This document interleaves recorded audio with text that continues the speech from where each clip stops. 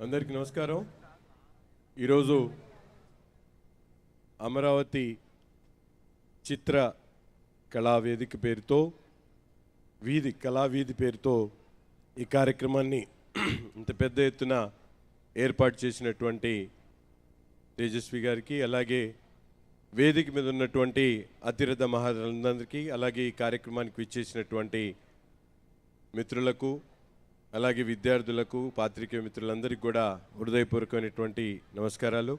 మీరందరూ ఎండలో ఉన్నారు కాబట్టి ఎక్కువసేపు సమయం వృధా కాకుండా మా మంత్రి గారు ఈ కార్యక్రమాన్ని తొందరగా ముగించేటువంటి ఆలోచనతో చెప్పడం జరిగింది.